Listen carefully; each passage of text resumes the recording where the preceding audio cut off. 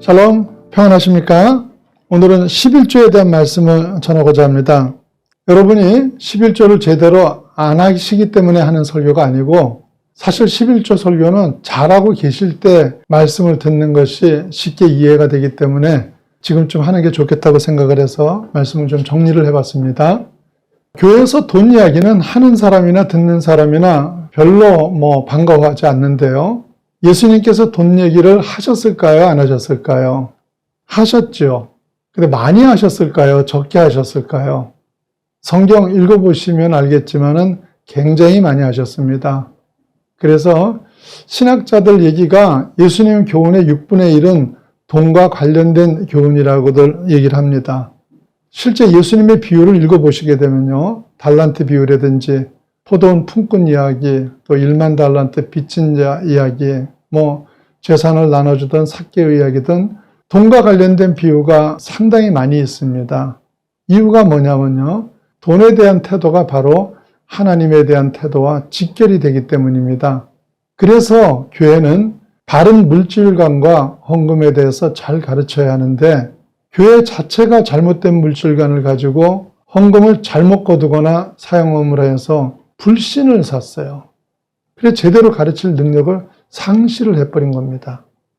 그리고는 이런 현실에 반발해가지고 11조 내는 것이 틀린 것이라는 이야기를 성경까지 인용해가면서 주장하고 또 거기에 동조하는 많은 신앙인들이 생긴 거예요. 이런 식으로 계속 가게 되면 사실은 사탄만 좋아할 일을 만들게 되는 것입니다. 리차드 포스트라는 영성신학자가 11조는 기독교 영성의 출발점이라고 말씀을 하셨는데 저는 전적으로 동의를 합니다. 11조를 바르게 하는 것은 단순히 헌금의 문제가 아니라 하나님과의 관계의 문제이고 또 신앙을 삶에 적용하는 가장 직접적인 문제들인 것입니다. 그런데 이걸 왜곡시킴으로 인해서 신앙의 근본을 흔들어 버리는 거예요. 그리고는 그 결과 예수를 믿는 누림도 능력도 없게 만들어 버린 건데 이게 사단에게 속은 결과들이죠. 사람들이 흔히 하는 왜곡 가운데 대표적인 것이 구약에서는 11조를 명령했지만은 신약에서는 11조를 명령하신 일이 없다라는 주장을 하는데요. 이 주장의 배경은 신약의 11조에 대한 이야기가 3번 나오는데 그 3번이 모두 11조를 내라는 말로 나온 게 아니라는 거예요. 그러면서 자주 인용하는 말씀이 마태복음 23장 23절 말씀입니다. 화 있을진저 외식하는 서기관들과 바리새인들이여 너희가 박하와 해왕과 근처의 11조는 들이되 율법에 더 중한 바 정의와 공의와 믿음은 버렸도다. 그러나 이것도 행하고 저것도 버리지 말아야 할지니라. 이 말씀이 무슨 말씀입니까? 하나님 앞에 11조를 드리는 종교적인 열심은 있지만 정의도 없고 공의도 없는 그 종교 지도자들을 책망하신 말씀입니다. 그런데 11조 폐기론을 주장하는 사람들은 이 말씀을 가지고 예수님께서는 11조보다 정의와 공의를 더 중요하게 여겼다면서 신약에서는 11조를 내라고 하는 말씀이 단 한 번도 없었다는 주장을 하는 건데요. 이건 말씀을 어이없이 끌고 간 것이죠. 이런 뜻의 말씀은 그들의 주장대로 신약시대 예수님만 하신 말씀이 사실 아닙니다. 구약의 아모스서 말씀인데요. 아모스 4장 4절과 5절 말씀입니다. 너희는 베델에 가서 범죄하며 길갈에 가서 죄를 더하며 아침마다 너희 희생을 3일마다 너희 11조를 드리며 눈을 연 것을 불살라 수은제로 드리며 낙헌제를 소리내어 선포하려무나 이스라엘 자손들아 이것이 너희가 기뻐하는 바니라 주 여호와의 말씀이니라. 무슨 말이냐면요. 베델로 길갈로 돌아다니면서 온갖 죄를 다 지면서 11조는 열심히 하고 있다는 거예요. 그리고는 너희가 기뻐한다는 거예요. 하나님 기쁘시지 않다는 뜻이죠. 11조 율법을 강조하던 구약시대에도요. 11조는 드리지만 정의와 공의가 없었던 것에 대해서 이렇게 똑같이 책망을 하셨던 겁니다. 그러니까 아모스서나 마태복음이나 11조를 내지 말라는 말이 아니라 너희가 아무리 열심히 11조를 내고 율법을 지키더라도 정의와 공의가 없어서는 안 된다는 그런 말씀을 하신 거죠.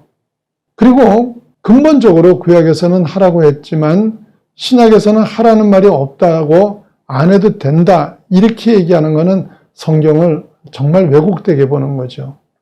십계명을 신약에서 다시 얘기해야지만 유효합니까? 예배를 다시 이야기해야지만 합니까? 하든 안 하든 당연히 그 정신을 이어가는 것이 정상적인 믿음이죠. 어떤 종류의 율법이든 예수님이 오셔서 폐기한 율법이 있습니까? 없습니다. 주님이 말씀하시죠. 마태복음 5장 17절과 18절 말씀입니다. 내가 율법이나 선지자를 폐하러 온 줄로 생각하지 말라. 폐하러 온 것이 아니라 완전하게 하려 함이라. 진실로 너에게 이르노니 천지가 없어지기 전에는 율법의 1.1획도 결코 없어지지 아니하고 다 이르리라. 자, 예수님은 폐하러 오신 것이 아니고 완전하게 하러 오셨고요. 율법의 1.1획도 없애지 않고 다 이루시겠다고 말씀하십니다. 그래서 죄를 지을 때마다 속죄물로 바치던 양 대신에 예수님이 완전하고도 영원하신 제물이 되어주신 것을 통해서 율법을 완성하셨다는 것이고요. 또 구약시대 성막에서 예표한 모든 것을 신약의 예배에서 그것을 완성하는 것입니다. 만약에 그렇다면요, 이제 구약시대의 예물이나 11조는 이 시대에 어떤 식으로 적용을 하고 완성을 해야 되겠습니까? 자, 11조의 의미와 그 용도에 대한 정신을 완성하는 것이겠죠. 그렇다면 11조의 의미가 무엇입니까? 성경에서 나오는 최초의 11조는 창세기 14장에 있습니다. 창세기 14장에는 중동의 부족 국가들 간의 전쟁이 있었고 그 와중에 아브라함의 조카 롯이 포로로 끌려가는 이야기가 나옵니다. 그걸 이제 아브라함이 자기 집에 있던 사병 318명을 데리고 가서 구출하고 전리품까지 얻어서 돌아오게 되는데 그 당시의 풍습대로 왕을 비롯한 온 도시의 사람들이 나가서 환영 행사를 합니다. 창세기 14장 17절 말씀입니다. 아브라함이 그돌라오멜과 그와 함께한 왕들을 쳐부시고 돌아올 때 소돔왕이 사의 골짜기 곧 왕의 골짜기로 나와 그를 영접하였고 이랬습니다. 장면을 이렇게 한번 상상을 해보세요. 아마 이때만은 아무리 겸손한 아브라함이라고 하더라도 어깨에 힘이 잔뜩 들어가 있었던 것 같습니다. 그래서 소돔왕이 영접을 나와서 전리품을 네가 가지라 이렇게 얘기하자 창세기 14장 23절 말씀입니다. 네 말이 내가 아브라함으로 치부하게 하였다 할까요? 내게 속한 것은 실 한 오락이나 들매끈 한 가닥도 내가 가지지 아니하리라 이랬습니다. 너 때문에 부자 됐다는 말 듣기 싫다면서 똑부러지게 거절을 하죠. 이런 아브라함 앞에 멜기세덱이 나타나서 이제 이야기를 합니다. 창세기 14장 18절에서 20절 말씀입니다. 살렘왕 멜기세덱이 떡과 포도주를 가지고 나왔으니 그는 지극히 높으신 하나님의 제사장이었더라. 그가 아브라함에게 축복하여 이르되 천지의 주제시오 지극히 높으신 하나님이여 아브라함에게 복을 주옵소서. 너희 대적을 내 손에 붙이신 지극히 높으신 하나님을 찬송할지로다 하매 아브라함이 그 얻은 것에서 10분의 1을 멜기세덱에게 주었더라. 지금 이 얘기가 무슨 말입니까? 아브라함이 정신 차리라는 거예요, 사실은요.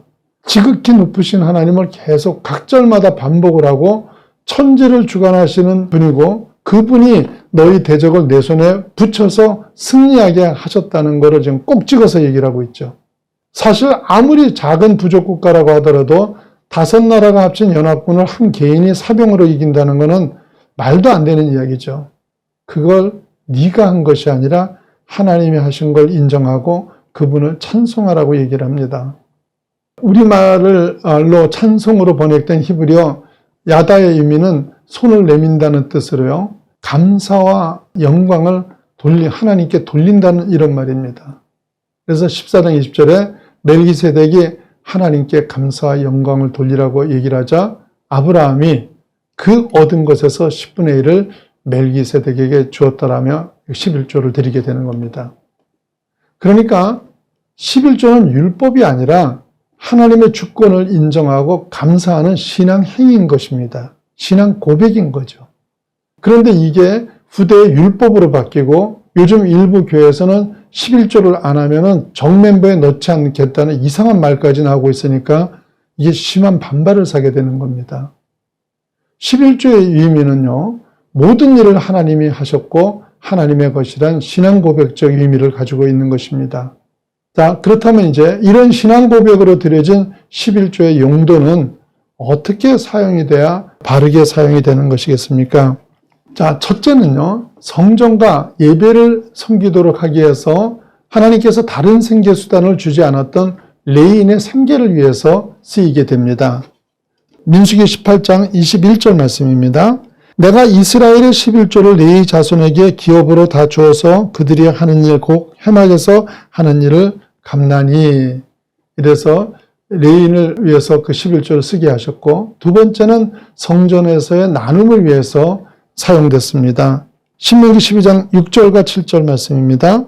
너희는 번제와 너희의 제물과 너희의 11조와 너희 손의 거제와 너희의 서원제와 낙헌제물과 너희 소와 양의 처음 난 것들을 너희는 그리로 가져다가 드리고 거기 곧 너희의 하나님 여호와 앞에서 먹고 너희의 하나님 여호와께서 너희 손으로 수고한 일에 복 주심으로 말미암아 너희와 너희의 가족이 즐거워할지니라. 그래서 모두의 나눔을 위해서 사용됐고, 세 번째는 구제를 위해서 쓰라고 하십니다. 신명기 26장 12절 말씀입니다. 셋째 곧 11조를 드리는 후에 내 모든 소산의 11조 내기를 마친 후에 그것을 레위인과 객과 고와 과부에게 주어 내 성읍 안에서 먹고 배부르게 하라 이랬습니다.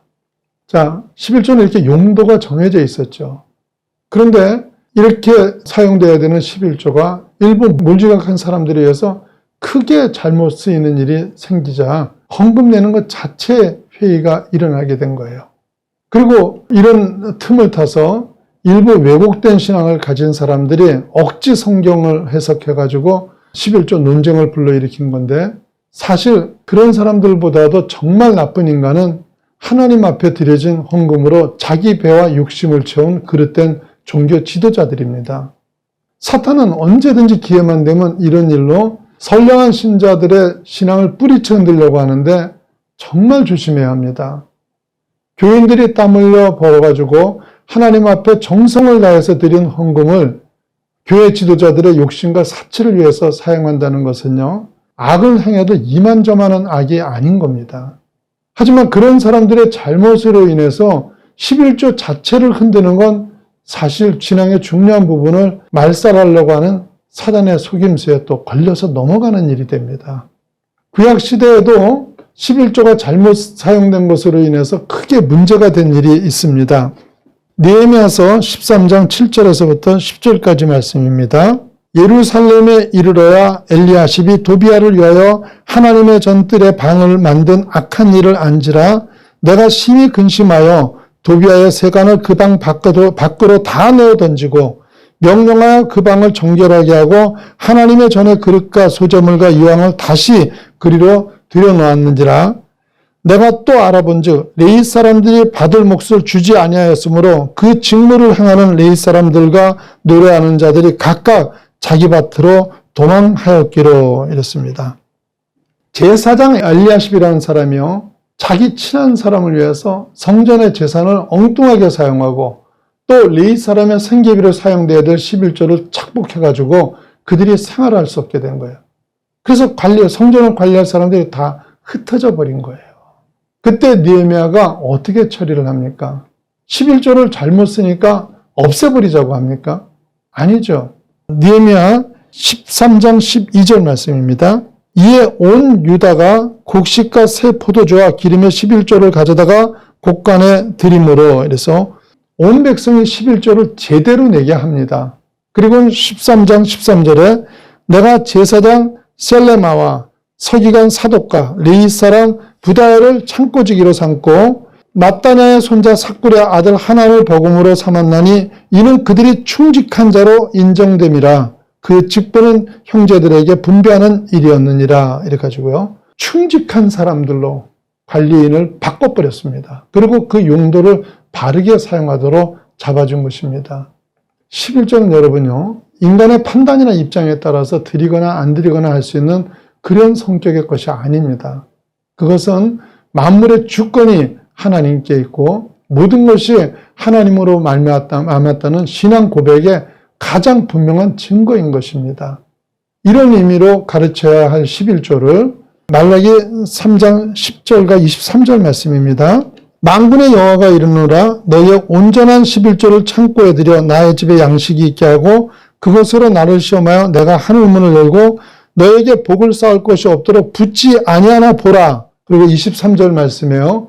좋은 땅에 뿌려졌다는 것은 말씀을 듣고 깨닫는 자니 결실하여 어떤 것은 100배, 어떤 것은 60배, 어떤 것은 30배가 되느니라 하시더라 이랬어요. 성경에 이런 말씀들을 활용을 해가지고 내가 하늘 물고 너희 지금 11조를 제대로 하면은 내가 하늘 문을 열고 너에게 복을 쌓을 곳이 없도록 붙지 않으나 봐라. 그리고 23절에 뭐예요? 어떤 것은 60배, 어떤 것은 30배가 되느니라 하는 이런 말씀들로 현혹을 한 거예요. 그래서 11조를 30배, 60배, 100배 돈 불리는 탐욕의 수단으로 교회를 미혹하는 거예요. 여러분요, 30배, 60배, 100배는 돈 이야기 아니죠. 이건 말씀의 씨앗이 뿌려질 때 생기는 그 말씀의 결실에 대한 이야기인데 이걸 돈 이야기로 바꿔버린 겁니다.